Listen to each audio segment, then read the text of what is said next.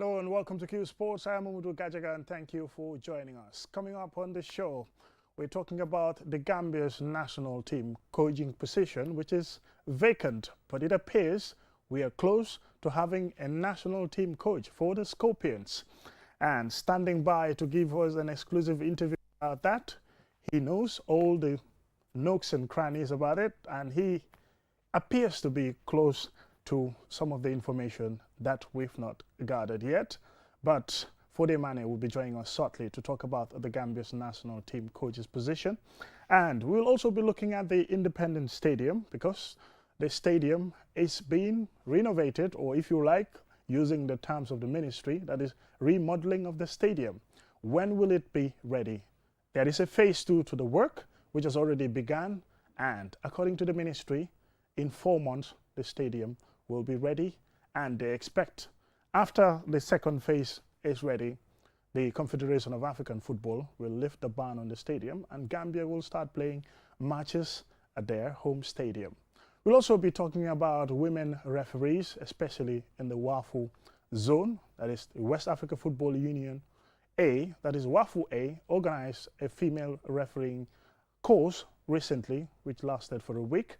And we'll also be looking at schools football. Some of the school coaches across the African continent were having some coaching courses to help them develop grassroots football. All that will be coming on tonight on Q Sports, or rather this afternoon. We'll be talking about the Gambia's national team coaching position. So many applied. Well, according to some reports, up to 90 coaches, up to 80 coaches, and this number had to be sliced up to a point where interviews were done, shortlisted candidates, and up to 5. We're talking about 3, and now it appears there is somebody who is chosen. But according to a report from journalist Fode Mane, who joins me on the line all the way from Basse, this coach, who is expected to be unveiled at least by next week or maybe the subsequent weeks, it's called Jonathan McKinstry, a 38-year-old Northern Irish football coach, is the leading candidate to become the new coach of the Gambia national team, the Scorpions. Well, I don't know much about him. I've checked about his CV, the team that he coaches, but Fode Mane exclusively has been monitoring this guy. He knows what he can do, his level of coaching, and the teams that he has been coaching before. Fode joins me on the line. Hello, Fode Mane, welcome.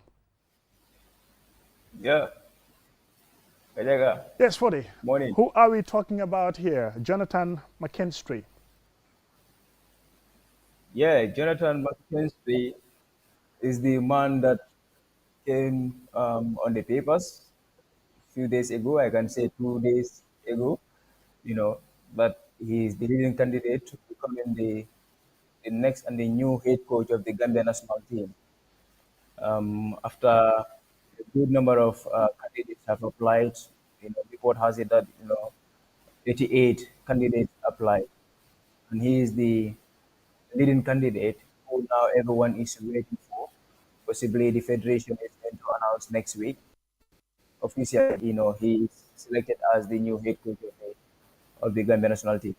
He's a Northern Irish who is currently managing the Kenyan Premier League outfit, Gor Mahia, and as well he has been a head coach for national teams in Africa like Sierra Leone, Rwanda, and Uganda. These are 3 national teams that he have took in charge previously before going to lead or guide the Premier League side in Kenya. And as well, he has also been in Bangladesh. He coached a Premier League club in Bangladesh and Lithuania. Lithuania A. He also coached a club in Lithuania in Europe. So he's a young man, looking at this age. One time he was the youngest international coach across the world, Then he was 27 years old. And now he is 38, and he will turn 39 in June. Well, Fode, looking at this coach, yes, according to you, you've made some research about him. He coached the Sierra Leone national team.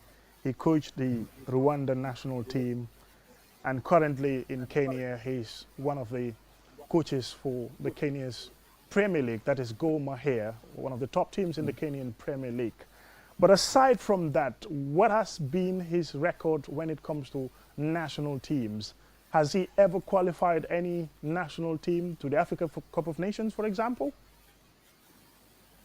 Uh, Precisely, no. I haven't seen anything like that based on the research that I did on him. But he did well with some of the national teams that he coached, most especially Rwanda.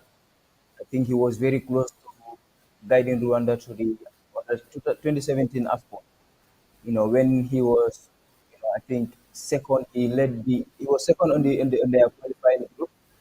So until the last two games or one game, when he fell short and could not make it to the 2017 African Cup of Nations. So, but then he had a good record with them, guiding their Chan team to the quarterfinals of the Chan 2016. So I think his best record in Africa basically is guiding Rwanda Chan team to the best finish in the Chan competition as quarterfinalists. So he has good time in Sierra Leone, though it was hot. I think he proud to say he guided like Sierra Leone to their best finish on FIFA ranking and Africa ranking. So that is something that he needs to be proud of. And Uganda as well, looking at his win percentage and all those things, he did well in Uganda. But on the continent, I think his best performance is finishing as a quarterfinal in the CHAN 2016 with Rwanda. Well, when it comes to the national team position of the Gambia, the coaches, previously we had Tom Sanford who qualified us to back-to-back Africa Cup of Nations, first in Cameroon reaching the quarterfinals, and then the second one finished bottom in the group stages, not doing very well, and eventually he left the position, he resigned. Now, if anyone is going to be the replacement of Tom Sanford, it is expected that one, you will qualify the Gambia to another Africa Cup of Nations, this time in 2025 in Morocco, and then, we are currently in the World Cup qualifiers. We've lost two matches, well, one against Burundi and the other match against Cote d'Ivoire. So expectations are very high. Looking at his CV, the teams that he have coached in Africa, the national teams, and also the club sides. Well, what's your expectation of this guy if eventually he is unveiled as the coach of the national team? For me, I think for the World Cup qualifiers, the next World Cup qualifiers that are coming, I think he's already late. That's what I was saying. He's already late for the game because we are expecting his official announcement next week, and in 2 weeks' time from that, we will be talking about when is the team campaign, when are they preparing for this game, and all of those. So for now, I think the World Cup will be somehow difficult for him. you know. But yeah, with what I have seen in his CV, he's someone who really rely on youth football, and I think Gambia right now, our team consists mostly young players, and if he can assemble them in a short period of time, impose his in them what he want, his philosophy, all those things in that short period of time, that I'm sure he can do something. But for me already for the World Cup for the next 2 games that are coming, I think he's somehow late. But let's see what he can do. But for the African Cup of Nations, I'm very much sure. What I've seen, or what I've read about him, I think he can get us to the third, consecutive AFCON in Morocco 2025. So he's someone that I'm very. Well, Philip, how did he make the cut when it comes to? I'm sure you're not an insider, but when it comes to the national team position, as the coach of the national team, obviously a lot is looked at. For the Gambia Football Federation, obviously they're the body that would make sure that they contact the coaches, or the coaches would apply and then they would interview them. So right now it appears we've lost Fode Mane on the line, and then we will just take a little break and we will be back shortly.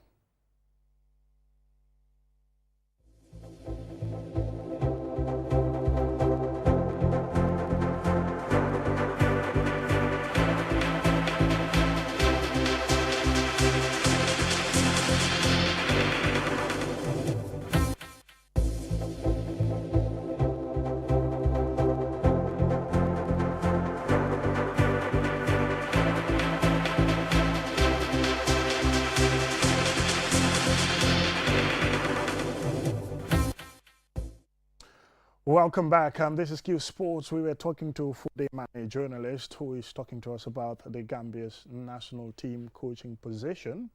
Well, according to him, a 38-year-old man, that is Jonathan McKinstry, Northern Irish, is the leading person or the front runner when it comes to being appointed as the head coach of the Gambia national team.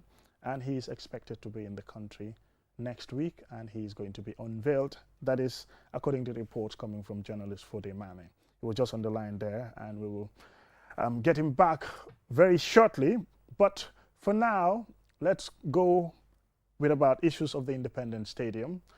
The Independence Stadium was banned by the Confederation of African Football some 2 years ago because it does not fit the required standard to host international matches. That was the main purpose, and the ministry decided that they would go ahead to renovate the stadium, or in their own words, to remodel the stadium. The first phase was done.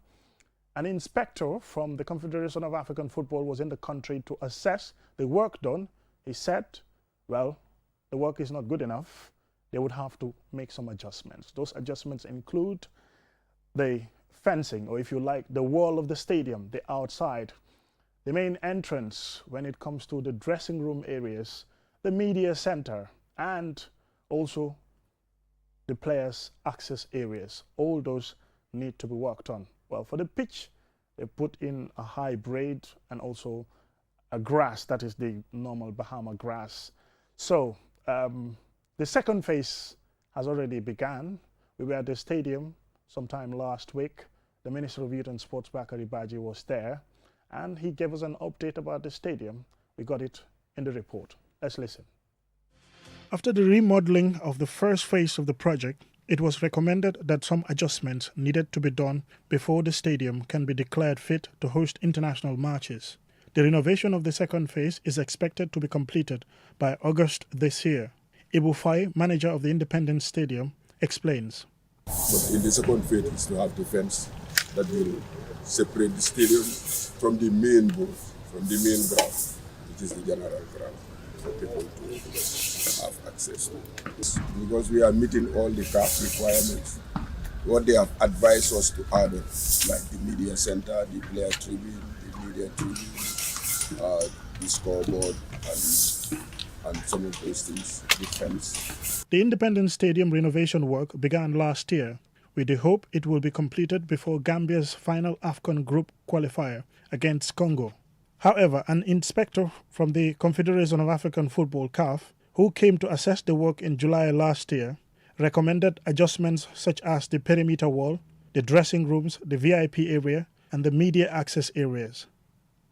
Bakari Baji, the Minister of Youth and Sports, is hopeful that the ongoing Phase 2 work will be completed in 4 months and that the Gambia will again get the approval to host international matches.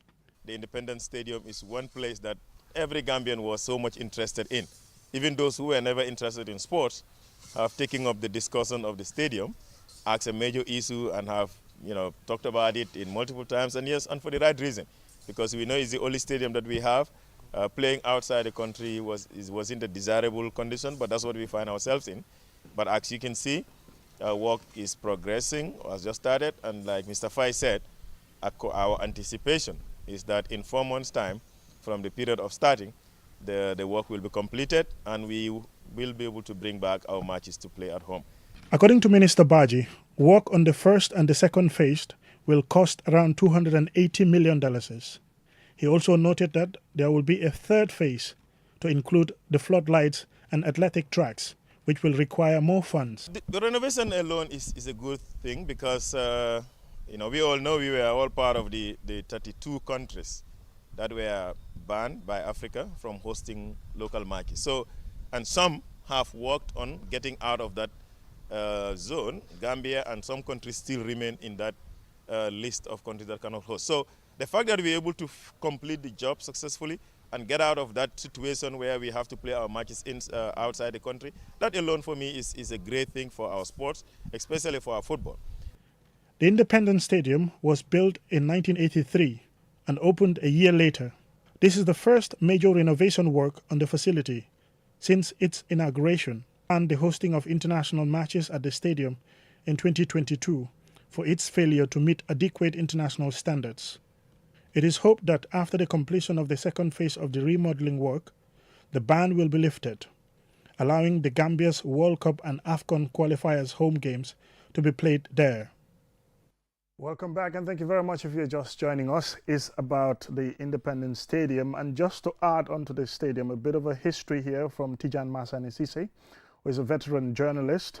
He talks about this stadium was built on February the 19th, 1980, and it was handed over in August 1983. The cost of the 25-seater stadium was $32 million, and it was officially opened in December 1984 with a four-nation tournament. The Gambia won, beating Sierra Leone by a lone goal, scored by Malewada with a header. At the foundation laying of the 18th February 1980, it was disclosed that the lifespan of the stadium is 75 years. That is from Tijan Masani Sise, veteran Gambian journalist, broadcaster, and also commentator. Fode Mane is back on the line, and Fode, we're talking about the Gambia's national team coaching position. Jonathan McKinstry, Northern Irish, 38-year-old, is been the guy who is the front runner. That is according to you. Sources close to you have made it clear that in a week he is expected in the country, and then the Football Federation will be doing the unveiling. Well, Fode, why do you think the other coaches, like you've mentioned earlier on that the likes of Saul Campbell applied for the job. There are other coaches as well. There is a Gambian, that is Abdou Jammeh, former national team captain, defender, and recently completed his UEFA Pro license coaching course and was part of the guys who were interviewed.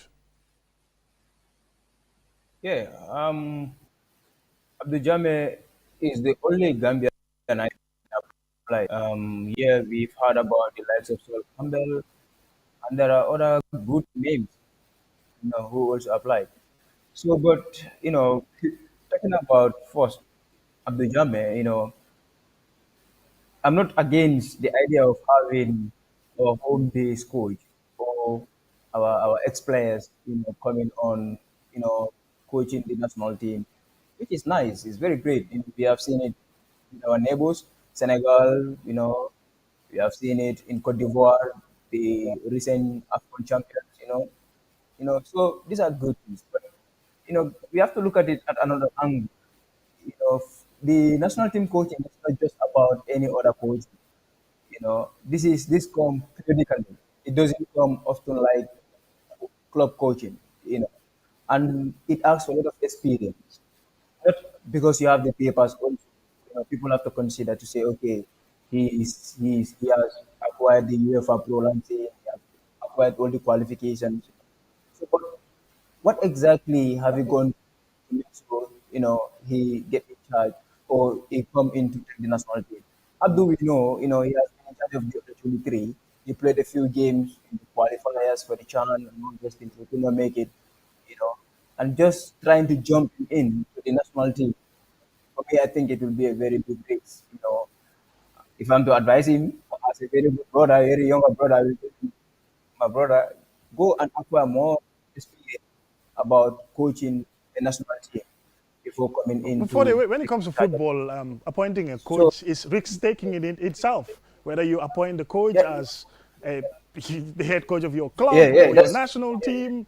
You don't know what's going to happen next. Yes, in as much as CV is absolutely. important, your experience is important, what you've done previously to prove yourself is important. But sometimes they say you can only get the experience if you're given the job. Yeah, but you can also limit the damage by not also going extend also give it to someone who do not have even a little experience. For me, I think the under 23 will be good for Abdul for now. Because we have some of the players that are even playing for the senior team, and still they are part of the under 23. We have the likes of Jesper Cisse, we have the likes of Musa Juara, Wali Fofana. Maybe they will also show the senior team. These are players that are going from the under 23 to the senior team. If he's able to manage these players, build them, like give them the path to get into the national team. He can go and he get in charge, take in charge of them again, and that will tell you that he has been with them at the under 23, and now he can take them through with the national team. So I think for me right now for Abdul, I will keep him for the under 23. Then with time we will see. Possibly he will be our next national team coach. For the like of Sol Campbell, we have never heard about Sol Campbell coaching a national team. I don't know. Maybe the Gambia is now becoming a bread for everyone in the national scene. National scene, sorry. So that's why they are all interested now to come over and take in charge of a very young team, and a very celebrated team for that matter. So yeah, they are big names. But, I think let's look at what the best thing that is possible for now. I think we need a coach who can really build this team Well, for the you around the and young I know, players. of course, there are other Yeah. coaches who applied for the job who are top.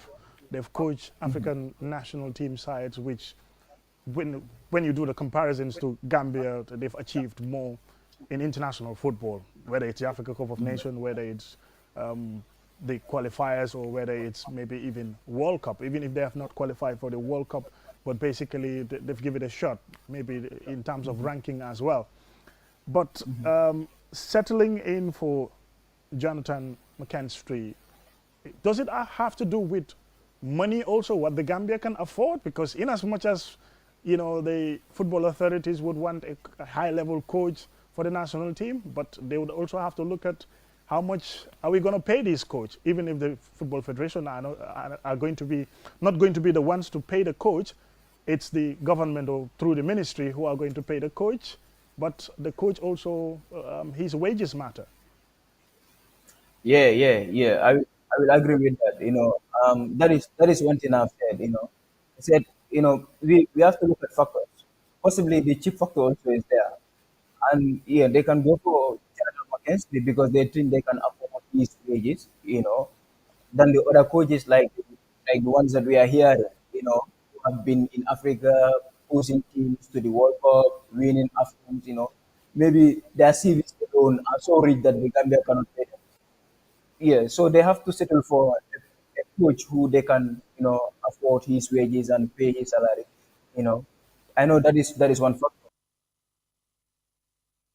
You So, know, in terms of expectation, the Gambia is one of the countries now in Africa whose fans demand a lot when it comes to the national team, even though, yes, sometimes in realistic terms, looking at all the stats and the facts and the figures that we have, yes, footballers or football fans would always expect your national team to do well, to achieve this, qualifications, maybe even qualify for the World Cup.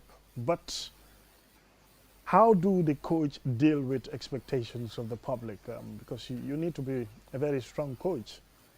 If Gambian national team supporters feel the Gambia should, qualify to the World Cup, in reality times, Gambia lost two of its matches in the World Cup qualifiers against Burundi, a lower opposition on paper, and against Cote d'Ivoire, yes, of course, which is a top team. yeah, that is something about Gambian fans. Like we say, for some of us who were at the AFCON, we will say Gambians think our national team is Barcelona, Real Madrid, or Brazil, or England. No, we are not even closer to that. We are not even thinking about that right now. So for me, I think what we can do is, Looking at the team right now, he need to manage the the, the patience of the fans, by building the team with these young players that we are having right now. Let the fans understand that we need a very competitive team that can meet their expectation. So he need to always put that out there. Not even by saying it, but by the way of the way he approach his games, the way he plays. So tell the fans that yes, this coach is on a path that he want the fans to be happy and he want to meet their expectations, and that is by giving chance to the young players, building the team around them. With that, maybe in the next 3 years or four, we will be now satisfied and say, okay, we can even go as we want it. Like we can go and contest for the World Cup, we can go for the African Cup of Nations trophy. So far, I think from now, we need to think about building the team. If you are the AFCON, you will surely know that that team needs remodeling, like the always say. So, the fans, they will always say their opinions, they will always criticize, but by your approach, the way you should be able to tell them also what we are up to, and that they will limit their expectations and also help you, maybe support you along the line to see how best you can achieve, that goal. So I think it's just a matter of showing what you want.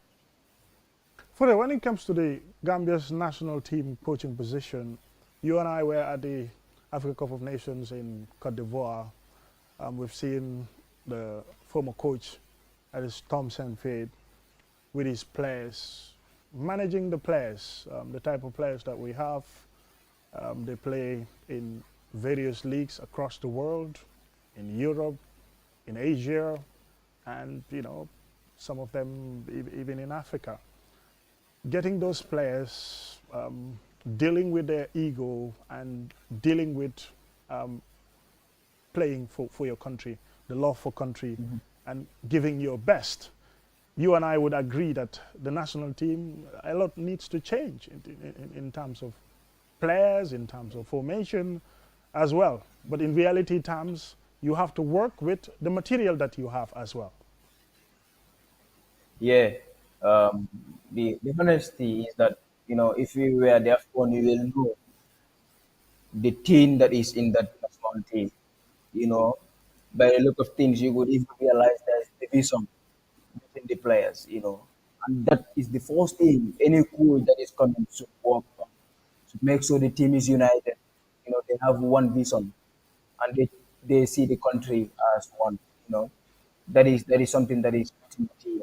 And I think Don Stamford, I don't know, he's a very strong man, but I'm not sure he was able to work on that very well. So, but for any coach that is coming, whether Jonathan McKinstry or any other, I think, first, uniting the team is important. And like you talk about the ego of some of the players, that is true. And some players even doesn't even deserve to come to the national team. Honestly, you know, during the AFCON, you could see how aggressive sometimes I am. And all of us even, trying to even attack some of the players by how they play for us, the way they represent us. We realize that they are not even having the heart to represent the country. So some of those players need to be looked at and see how best they can excuse us, and we bring players who want to be there, who are hungry to fight for the flag. You know, because this is about nationality. Even if you are not, having jealousy, in it, you should be having the pride to represent your country. Every player wants to do that. So, the coach is having a lot to do when it comes to even managing the team, managing the players that he's having. But like you said, these are players that right now that we are seeing, right now, if you are asked to list the Ghana national team players, it will only take you 10 minutes to bring, the entire squad that you are even expecting to play in the next outing. Because we all know who are they. So, but the coach is having a responsibility to make sure that the team changes and the attitude within, is completely worked on. Fure, Yeah, you so did I think some he's having a statistics on the coach, Jonathan McKinstry, when it comes to his style of play, what his philosophy is. Can you just bring us an update about what sort of a coach he is Does he play attacking football? Does he play defensive football? We've all complained about Tom Sanfield's defensive tactics, even though it brings results, but people complain a lot about how he plays, how he approaches other teams. In the AFCON against Senegal, against Guinea, we also the results against Cameroon, even though we lost. But, with that attacking formation, we were almost there. We were nearly, making it through to the second round if it were not for that huge celebrations and, at the end of the day, we couldn't defend as well. So Cameroon punished us before the end of the game. Yeah, for one thing I read about Mackenzie, and I like that. I think he's an attacking minded coach. Gambians also will love that. Because we have been criticizing Tom Sanford for a long time. Every time we are not happy with his formation, even if we win game, we don't like the way we win game. We rather lose with an attacking football than win with a very ugly defensive style of play. So yeah, for Mackenzie, for what I read, he's kind of balanced with his formation. He always compact his team to make sure they are organized, they attack together, and they defend together. So I think that is a type of thing even the Gambia will want to have. When we are attacking, we have our defenders who are attacking minded. You know, when we are defending, also we have wing backs who are also very good, and we also have wingers who are also very good defending. So I think with that type of football, the Gambia will excel, and I think that's what he's much focused on, and as well, looking at it, 4-4-2 formation is one of the formations that he mostly used, and he is always winning with it. And like I said, if we are having that type of football, you could realize Omar Colley in the Turkish Super League this season, he scored 7 goals, and he's a defender, and he's a defender with the most goals in the. For looking at our players, one have to If you look at football, the realities on the ground. know, Okay. yeah, Okay. if you have Just that go type ahead. of football, I'm so players like Omar Colley will be very good goal scorers for us. Nuha Sonko is very good with his header. You will realize even our defenders will be scoring goals. Yes. For still talking about our players, some of them over since the end of the Africa Cup of Nations to now, we've seen one of the stars of the team, Musa Barrow, had a long injury. I think it's a knee injury that he got, and he was on the sidelines for quite some time. A few days ago, you posted a picture of him recovering and started training again and almost ready to be picked to play for the team again in Saudi Arabia. And other players, Asan Sise, also had some injuries to deal with. Will these players, do you think they would be ready for the game in June against Seychelles? I doubt. Even Musa, everyone was expecting he will make his return last Thursday, in the Saudi Pro League. But still, he wasn't even in the squad. I think, he feels some discomfort again, and he could not make the squad. As Ansi say, he was back on the grass, but I think the same thing happened to him. He felt some discomfort, and he is back again to the medic. So these two players, I doubt whether they'll be available for the World Cup outing that is coming. And they are very important players for us. Even though for Hassan he has gone quite a number of games without a goal, he's the striker we always count on. But yeah, whenever he is back on form, Hassan is a player that we can always count on. Musa is no introduction, and we important he is for us. So yeah, I doubt whether they'll be available. And the saddest thing also is right now one of the good midfielders we have in the AFCON, young and very strong in the midfield, that is Alassane Mane, with Odense. Recently he has not been playing. He's always on the bench. He finishes. I think it has been for about 6 to 7 games now. He's finishing the game on the bench, number of minutes that he required. So it is going to be somehow difficult for some of these players. But, I'm sure new coach will be able to see how he balance it and bring in players that can, you know, replace them for the time being. No one can talk about the Gambia national team of recent without mentioning this young chap, Yankuba Minte, who plays for Feyenoord, Newcastle United player, but on loan with Feyenoord. His performance in the Dutch Eredivisie, his performance in the UEFA Champions League just before Feyenoord were knocked out, scintillating performance. If there is to be progress for the Gambia national team in the future in terms of qualification, in terms of doing well, ranking, this player would have to play a crucial role in it. That is, if he is well and fit to be in the national team. You've been monitoring him, his season. I think the Dutch Eredivisie has just ended. There are some reports about him joining the Newcastle team on preseason, and then the coach Eddie Howe would have to assess him after that assessment to see whether he's ready for the Premier League, whether he's a Premier League material. And there are other reports also which suggest, you know what, I think he still needs development. He will continue with Feyenoord. And of late, there's been a recent development about Slot, the Feyenoord coach. There's no doubt he's going to be the Liverpool coach next season. What does that do with Yankuba Minte in terms of his pace, his playing position in the team rather? Sometimes coaches change, a new coach comes in, his philosophy is different from some of the players, and then he start making changes.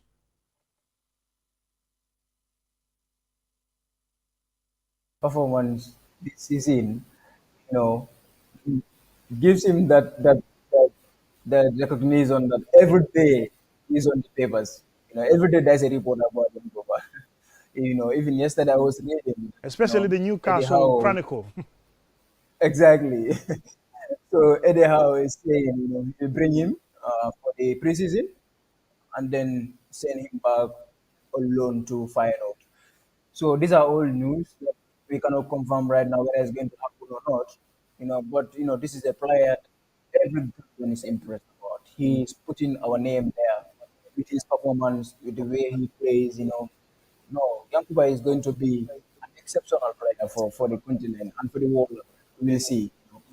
And like you said, right now we can say, he will be going back to Newcastle for the preseason, which is certain, and Eddie Howe will be assessing him.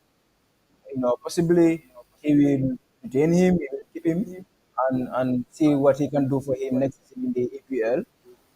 And but it's very very possible to can also go back to Feyenoord, for another loan spell.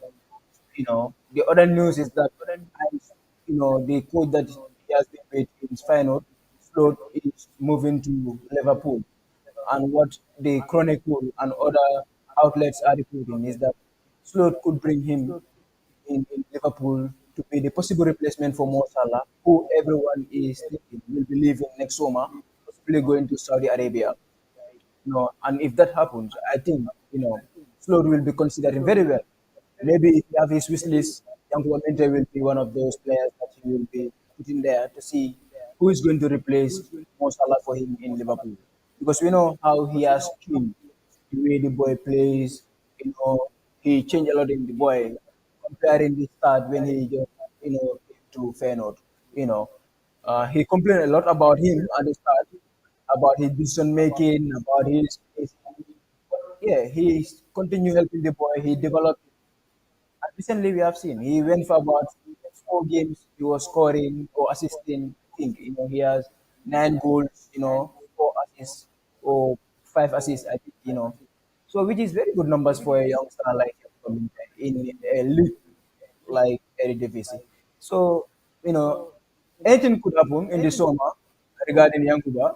So right now we are thinking about Newcastle, Feyenoord, or even Liverpool.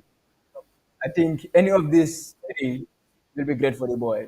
But for myself, I will want him to stay at Feyenoord for another loan spell and learn a lot from any other coach that is coming. I'm sure any coach that comes in will want to use him like Ancelotti did. So they will help him, and possibly in the next 2 years, we will see him playing in the big leagues like the Premier League or even La Liga. I'll be surprised he play for Real Madrid. Yes, if he continues to develop, he has huge potential to become a very good footballer, fantastic footballer. He has just proven that. I think you need a lot in terms of guide, your association, and also how you progress as a footballer, your mentality. For the most part, also, it has to do with you, how well you've taken care of yourself in terms of what you need, your hunger for success, and all of that. And you also keep praying that you avoid major injuries to be able to be at that level in terms of consistency.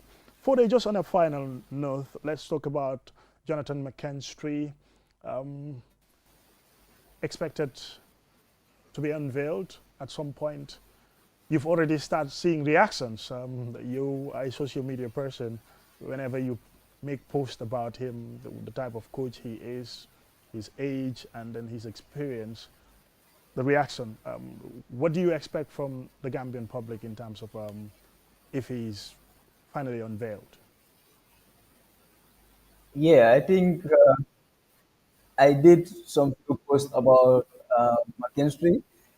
The first post was about him being the leading candidate, and I saw some interesting comments. When I said he will be former Rwanda and Sierra Leone coach, some were like, Rwanda and Sierra Leone coach, maybe Gambia is somehow ahead of those national teams, right? So they are trying to see, how can a former coach of Rwanda or Sierra Leone become our national team coach?